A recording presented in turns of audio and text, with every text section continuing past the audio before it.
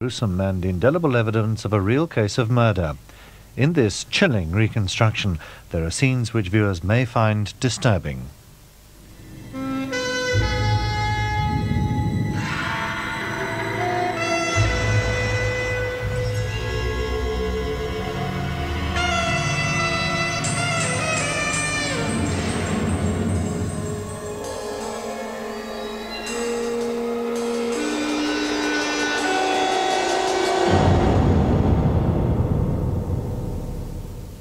It's very seldom that the examination of the scene of a crime reveals only one clue. For that one clue to lead to the one crucial piece of evidence that convicts the criminal is rarer still. Yet this is the story, a German one, that we shall now be unfolding to you. As usual, the chief investigating officer and the scientists play themselves, while other parts are played by actors.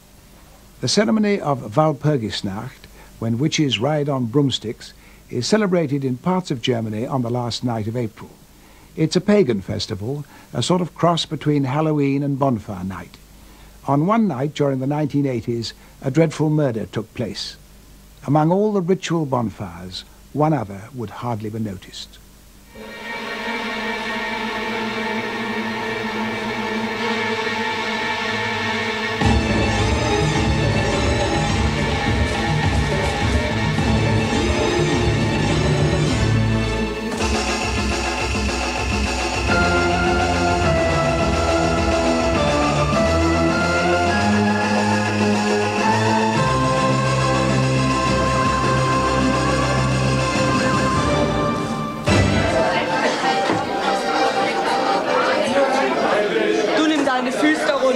Nicht noch heute.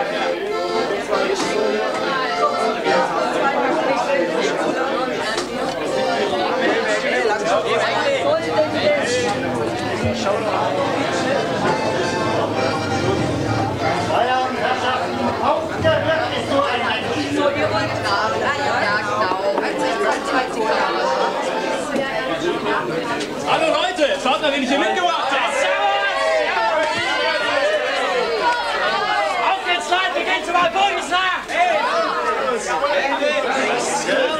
Wen haben wir denn da?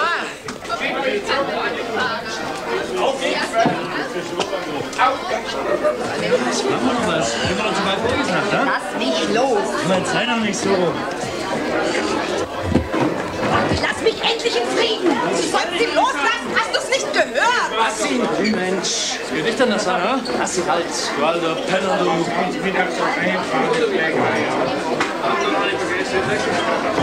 Hier.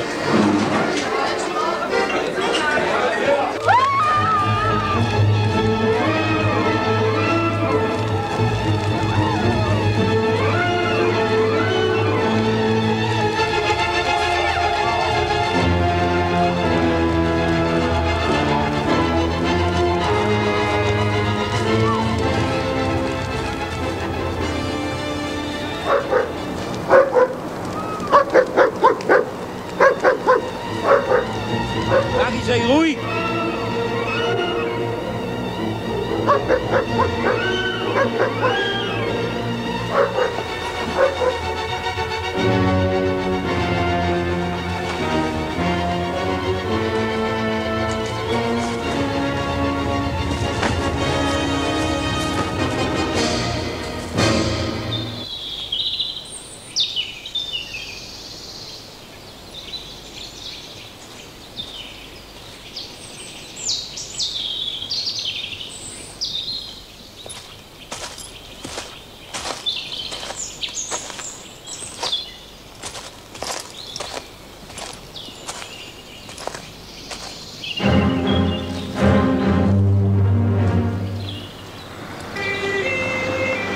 The valley of the Upper Danube is normally a peaceful place, but on that May Day holiday, the tranquility was shattered by an extraordinary event.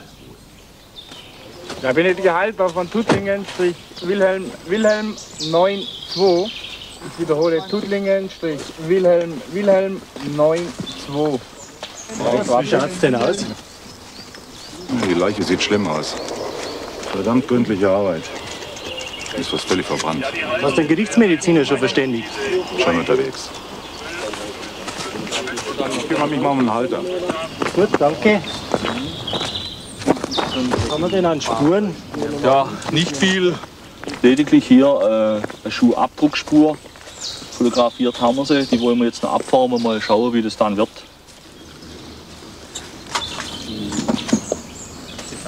Haben wir da noch an Spuren? Hier haben wir noch einen spitzer Holzstock mit einer starken Blutantragung, eine Damenstrumpfhose, ein Slip und 2 beschmutzte Tempotaschentücher. Wir hatten es mit einem Toten oder einer... We had either a dead man or a dead woman. We could hardly say more than that. Unser wichtigstes Beweisstück war... Our most important piece of evidence was the fragment of a footprint. Apart from that, we only had some bits of blood-stained clothing from the victim. Was wir allerdings nicht hatten, waren What was missing were the keys of the car. Die Haltefeststellung ergab, Our inquiries revealed that it was registered in the name of Louisa May. Darf ich mal kurz reinkommen? Aber bitte. Danke. Louisa May was the registered owner of the car, but it was mostly driven by her daughter, Karen, who had not come home the previous night. We obtained from her a photo of her daughter and the name of her dentist. For a forensic specialist, an X-ray of teeth is a sure method of identification. Herr Kommissar, wenn man sich das Röntgenbild des Kopfes anguckt, dann hat man natürlich gewisse Schwierigkeiten, weil durch die Brandeinwirkung das Schädeldach weitgehend zerstört ist. Wenn ich aber dieses Bild mit der mitgebrachten Röntgenaufnahme vergleiche, dann sieht man doch ganz gleiche Strukturen hier im Bereich der Nasennebenhöhlen und auch die Kieferhöhlen, die sind gleich geformt. Und was man auch erkennen kann, das sind hier rechts und links je eine Zahnfüllung. Und diese Zahnfüllung sehe ich hier auch auf dem Röntgenbild rechts und links. Sodass ich also vom Vergleich dieser beiden Röntgenbilder davon ausgehen kann, dass es die Person ist, von der Sie meinen, dass es sich hier um die Getötete handeln könnte.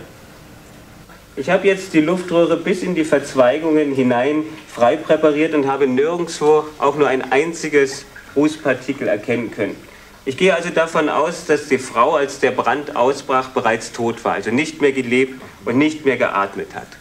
Ich präpariere jetzt das Kehlkopfgerüst frei.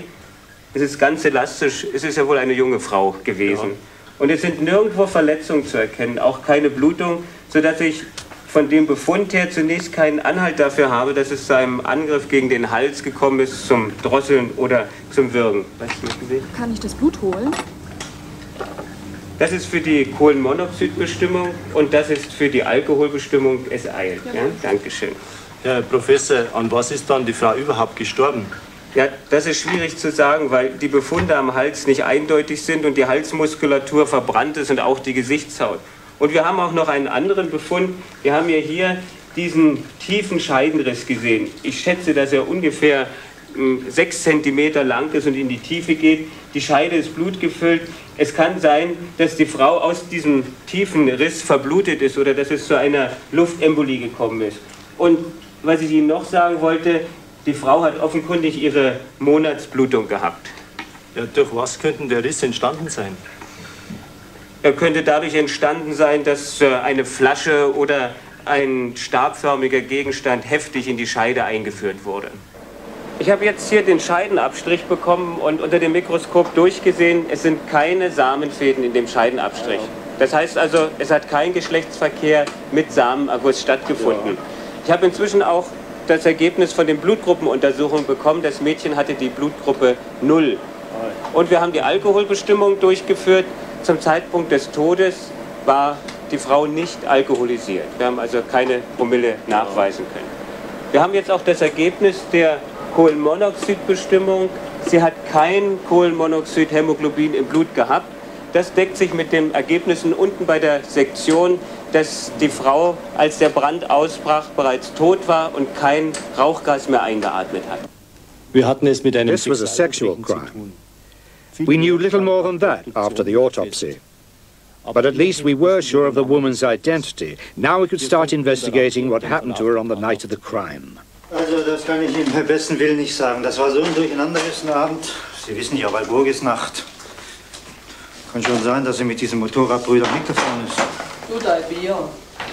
Die Karin, die ist doch mit dem Wolfgang Starken weg und mit ihrer Freundin, der Franziska Grad. Wann war denn das? So 11:30, 12. Eher 11:30. Ist das sicher? Ja, ich glaube schon. Wie heißt der? Wolfgang Starken. Du schreib mir das auf. Und wo wohnt denn der? Drüber bei der Gänsefarm. Bei der Gänsefarm? Ja. Hat Fräulein May Sie nur nach Hause gefahren oder war da sonst noch etwas? Warum wollen Sie das denn wissen? Vielleicht haben wir im Auto noch ein bisschen geknutscht. Und dann? Dann habe ich mir ein Video angesehen und bin ins Bett. Fragen Sie doch meinen Arbeitskollegen, der kann Ihnen das bestätigen. Und Fräulein May? Ist nach Haus gefahren. Warum fragen Sie mich das alles? Sie, jetzt hören Sie mal mit der Arbeit auf und kommen Sie her. Zeigen Sie mir mal Ihre Wohnung. Der Wolfgang? Der war doch zu sowas gar nicht fähig. Die kannten sich doch schon seit Jahren. Und die Karin und ich, wir haben immer über alles geredet. Hatten die beiden eine intime Beziehung? Früher mal, ja. Hatte Karin mal nicht zu vielen Männern Beziehung? Mal intime? Na ja, auch nicht mehr als andere. Könnten Sie sich vorstellen, dass einer von den anderen zu so einer Tat fähig wäre? Kann ich mir nicht vorstellen. Obwohl, letztes Jahr war sie eine Zeit mit dem Band Knapp zusammen. Ein übler Typ, so ein richtiger Macho. Und mit dem hat sie Schluss gemacht. Und seit der Zeit war der ständig hinterher. Der hat sie richtig bedrängt. Erst gestern hat er sich wieder an sie rangemacht. Herr Starken, ist das Ihr Schlafzimmer? Das ist das vom Arbeitskollegen. Und wer schläft da hinten? Da schlafe ich. Übrigens, sind Sie nicht vorbestraft? Na und? Schon ein paar Jahre her. Nein, ja nur.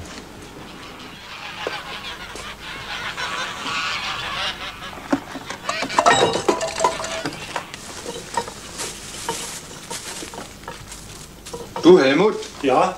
Komm mal bitte. Schau mal die Socken. Sind das Ihre Socken? Ja. Machen Sie es immer so. Zuerst waschen und dann wegwerfen. Die sind halt nicht mehr sauber geworden. Du packst ein. Ja, ist gut.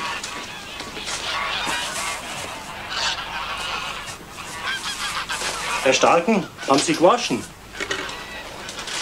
Na, was sind das für Flecken? Und da, das sind auch Flecken. Das sieht ja aus wie Blut. Haben Sie deshalb gewaschen? Ich hab's gewaschen, weil es dreckig war. Mein Gott, da war halt Stimmung. Ich mich hinter sie gestellt und hab meine... Jetzt lassen Sie doch bitte das Ding mal stehen. Ja, da habe ich mich hinter sie gestellt und hab meine Arme um sie gelegt. Ja, so ein bisschen zugepackt haben Sie schon.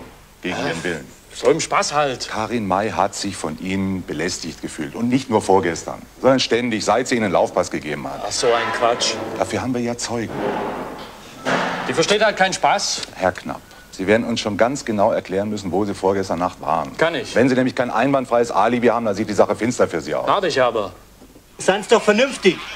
Meine Kollegen, die werden das alles ganz genau untersuchen. Die werden Ihnen nachweisen, dass das Blutspuren sind. Wollen Sie nicht lieber gleich alles zugeben? Was soll ich denn zugeben? Herr Starken, wir haben Blutspuren an Ihrer Kleidung und im Bad. Und darüber hinaus haben Sie mitten in der Nacht gewaschen. Und das Alibi, das können Sie glatt vergessen. Woher wollen Sie denn wissen, dass das alles Blut ist? Herr Starken, die Karin May ist heute Nacht ermordet worden. Und Sie waren der Letzte, der mit ihr zusammen war. Sie sind vorläufig festgenommen. We were pretty sure Starken was the culprit. The autopsy revealed that the victim's blood was Group O. Unfortunately for us, our suspect was the same. On top of that, the other evidence was also giving us problems. We had to find the blood group of small samples indirectly. This is usually necessary when blood cells have undergone some sort of change, such as dehydration, which is normally the case with traces of blood. The sample taken from the doorpost in Mr. Starken's flat reacted like blood group O. Liquid from the waste pipe was subjected to microchemical analysis. We obtained a positive result, confirming that blood was in the liquid. There was, however, insufficient material for us to carry out further tests.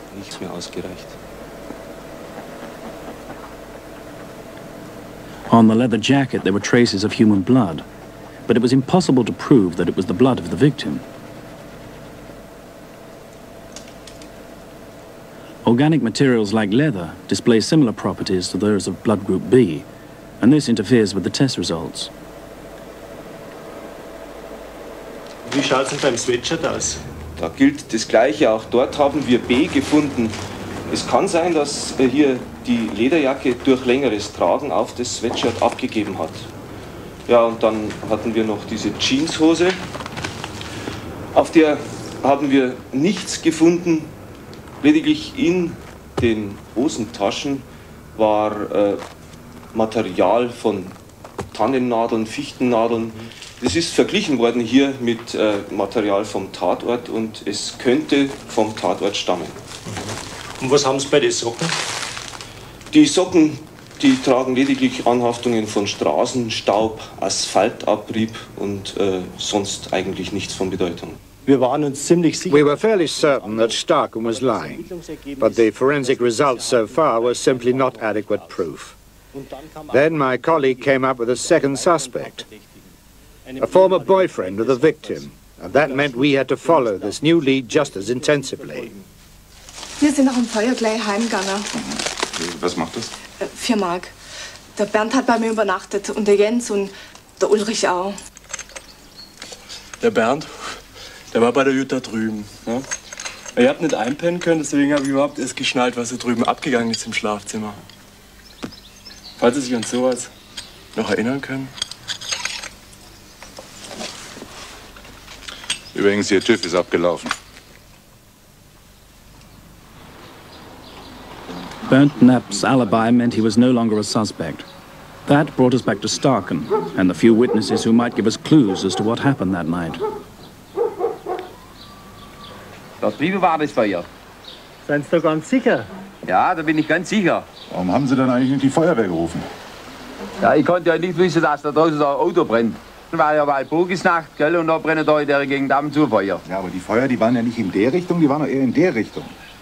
Ja, das ist schon möglich, gell, aber... Um was für eine Zeit war das Feuer? Um 1:30 Uhr. Muss so um 6 gewesen sein. Und wann ist er bei der Nacht heimgekommen? Nach Hause gekommen. Ja, weiß ich nicht so genau, aber jedenfalls um 2 ist er bei mir im Zimmer gewesen, hat einen tierischen Lärm gemacht und normalerweise, wenn er nach Hause kommt, macht er eigentlich nie so einen Krach. Und was hat er angehabt?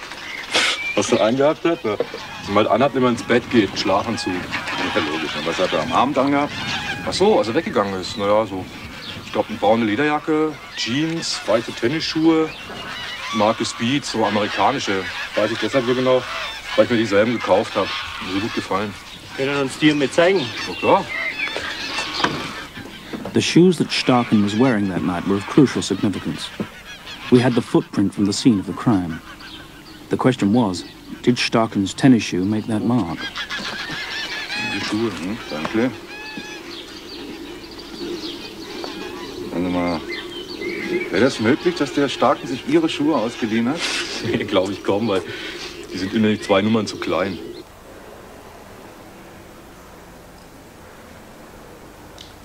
Können Sie Blut sehen? Ja, warum?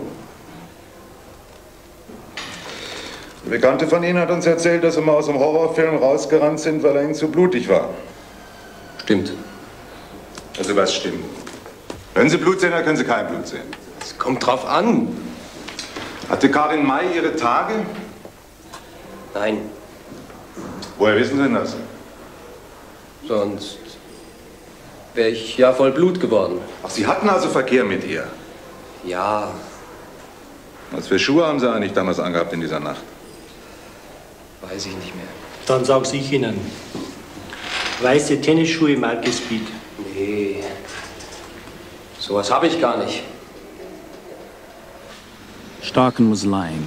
Other witnesses had seen him wearing those tennis shoes. To prove he had been at the scene of the crime, we needed the shoes and the missing car keys. Wenn der Starken mit der Mai um 11:30 das Lokal verlassen hat, von hier aus dann zum Tatort gefahren ist, dann haben wir doch hier einen Zeugen, ja, genau. 0:36 der das beobachtet hat, der hat doch das Feuer gesehen. Genau. Und du nimmst jetzt an, dass er direkt vom Tatort über diese Brücke in seine Wohnung gegangen ist. Das könnte doch immerhin sein. Ja, sicher, aber ich frage mich, wieso soll er ausgerechnet hier die Schlüssel weggeworfen haben? Es gibt so viele Möglichkeiten. Man müsste auf einen Versuch ankommen lassen.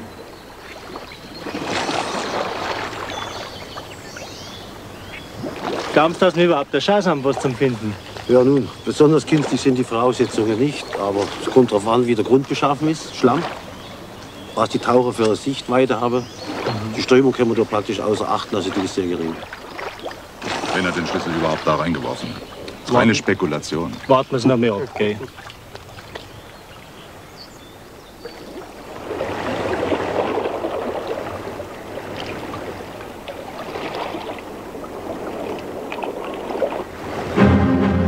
Da, siehst du das?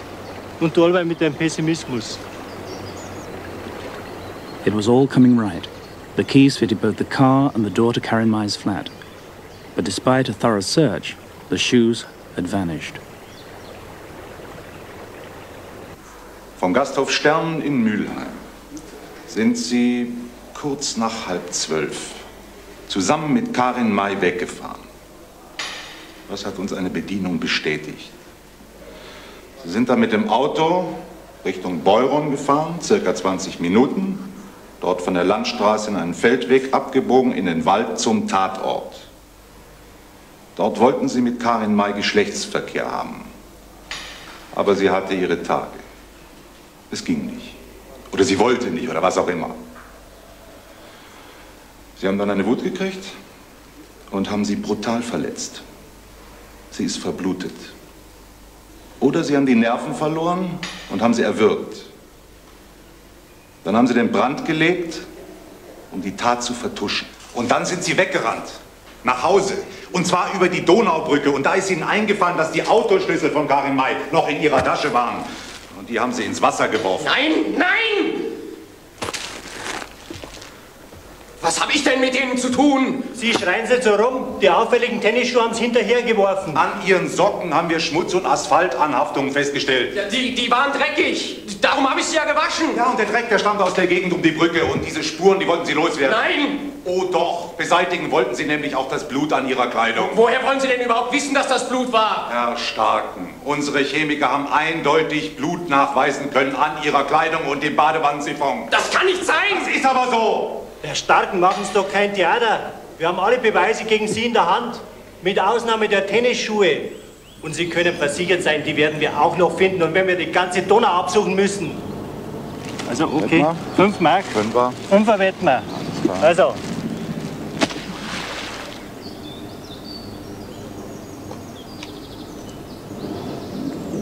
Siehst du das? Die schwimmen. Tatsächlich. Gut. 5er, hä? Alles klar. Nächster. If Starken really had, as we thought, thrown his shoes into the Danube, it was possible they could have become lodged in the bank or in a weir somewhere downstream. Der da oben, der schmeißt allen Dreck einfach in die Donau rein, obwohl das auch streng verboten ist. Ja, ist schon gut, Herr Biegler. Wie war denn das mit den Tennisschuhen? Ja, den einen, den haben wir am 2. Mai rausgezogen. Da ich denkt, da kommt der andere bestimmt auch noch. Ja, und die Schuhe die waren doch einwandfrei, sehr gut. Können mit Zeitungspapier ausgestopft und zum Trocknen aufgestellt. Haben Sie die da? Können Sie uns die mal zeigen? Ja, selbstverständlich. Du, Gretel, wo sind denn die Tennisschuhe, die wir jetzt zum Trocknen aufgestellt haben? Die hat in die Mülltonne geschmissen. Was? Da hätte viel zum da, wenn er es aufheben würde. The Beekler's rubbish went to a local incineration plant. Here, finding a pair of tennis shoes seemed a hopeless task. Our colleagues thought we'd gone completely mad. Then it turned out that we were looking in the wrong place. On the day in question, this incinerator had been out of action, so the Beekler's rubbish had been taken to another dump.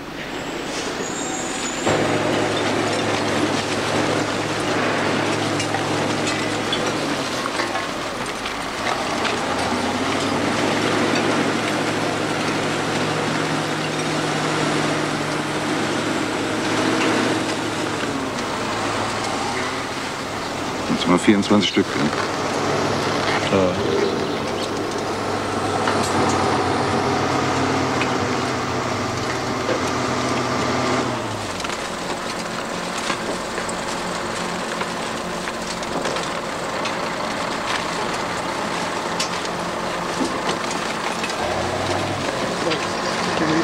Vom Profil her könnte er passen. Was meinst du? Größe kommt auch hin. Die Marke kann man natürlich nicht mehr erkennen. Dann schauen wir halt mal.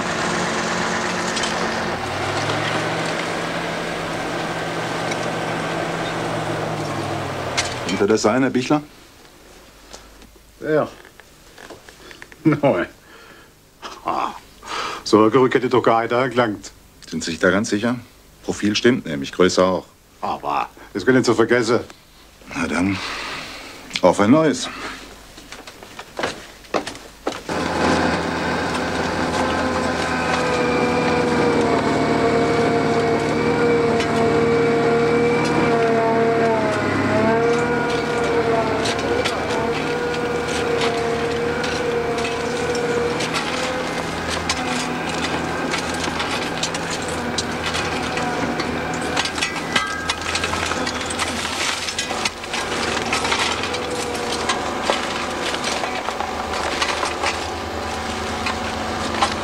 Leer sein. Ja, wie schaut denn der aus?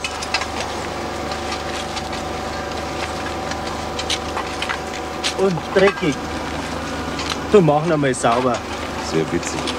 Ich will vielleicht sagen, womit? Das kriegst du schon hin. We hoped that this shoe would be one of the pair that Karl Bichler said he had found, and that it would be the left one, to tally with the footprint at the scene of the crime.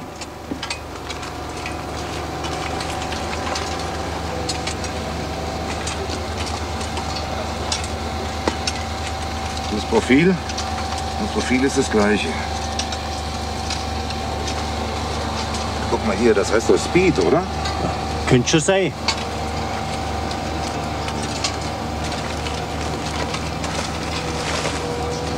Du, halt einmal.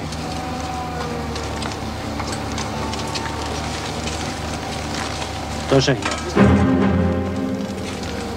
Karl Bichler.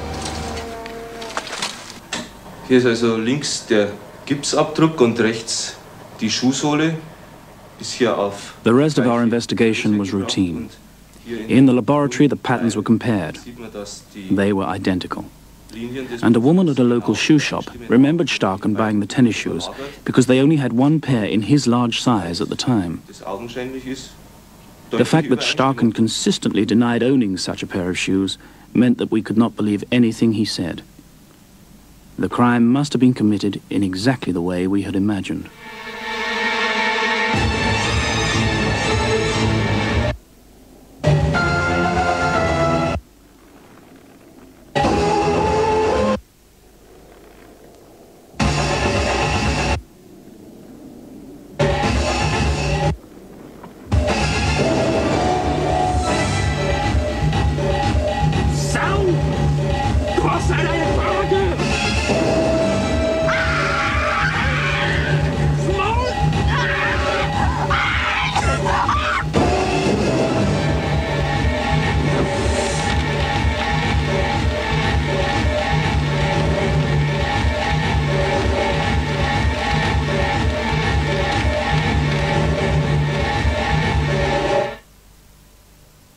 Although the real Wolfgang Starken persisted in his claim that he knew nothing about the murder, he was sentenced to 15 years imprisonment for sexual crimes resulting in death.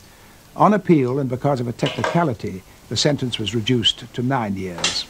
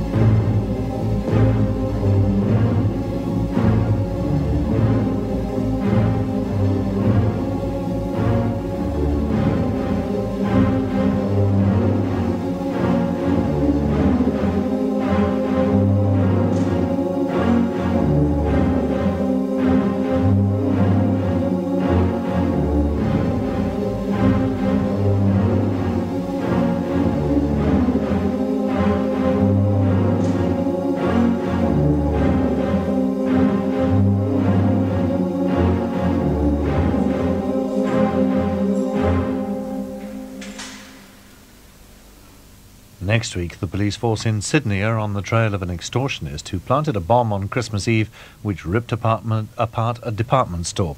That's next Friday at 9.